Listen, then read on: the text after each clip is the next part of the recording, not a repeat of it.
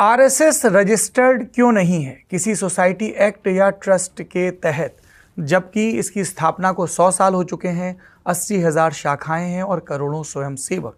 विपक्ष ये सवाल पूछ रहा है और हम क्या सवाल जानने की कोशिश कर रहे हैं कि क्या आरएसएस का बिना रजिस्ट्रेशन के चलना गैर कानूनी है और क्या क्या है इससे जुड़े सवाल 4 हैं। पहला तो हमने आपको बताया, क्या भारत में किसी संगठन के लिए रजिस्ट्रेशन कराना कानूनी रूप से ज़रूरी है?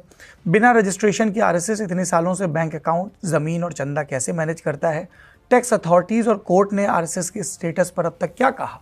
और चौथी बात, ये विवाद नए सिरे से क्यों जन्मा? नमस्कार, मेरा नाम सौरभ द्विवेदी है, ये इंडियन एक्सप्रेस हिंदी है। आज हम आरएसएस की स्थापना, इसकी कानूनी वैधता के बारे में विस्तार से बात करेंगे।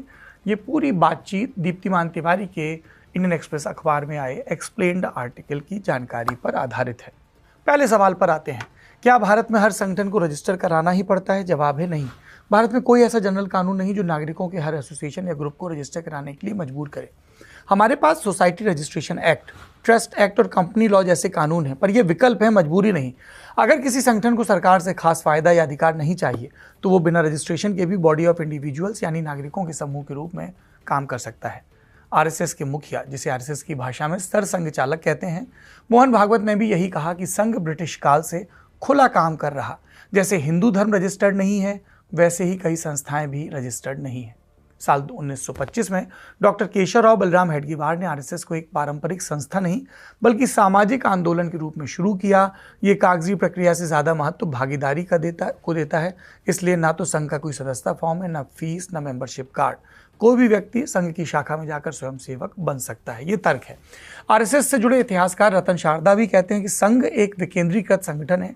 देश भर की शाखाएं स्वतंत्र हैं, अपने संसाधन खुद जुटाती हैं। जब कोई केंद्रीकृत नियंत्रण नहीं है तो कोई सेंट्रल रिकॉर्ड रखने की ज़रूरत नहीं है।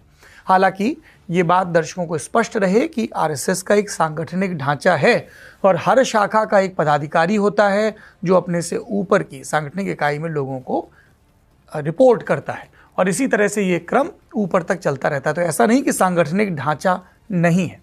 संघ के इतिहास में कई कड़वे अनुभव रहे। वॉल्टर एंडरसन और श्रीधर दामले की मशहूर किताब है ये मेरी जानिब, आरएसएस पर लिखी गई सबसे मुकम्मल किताब है, क्योंकि आरएसएस पर लिखी गई ज़्यादातर किताबें या तो बहुत आलोचना भाव या बहुत भक्ति भाव से लिखी गई हैं, लेकिन एंडरसन और दामले की किताब ऐसी नहीं है। द ब्रदरहुड इन सैफरन, इस किताब के मुताबिक संघ पर चूंकि 3 बार प्रतिबंध लगा, 1948 में गांधी जी की हत्या के बाद, 1975 में इमरजेंसी के दौरान और 1992 में बाबरी विध्वंस के बाद, इन प्रतिबंधों से बचने के लिए संघ ने एक रणनीति अपनाई कि कागजी रिकॉर्ड को न्यूनतम रखो, मुख्य गतिविधियों को अनौपचारिक रखो। और यही वजह है कि जब भी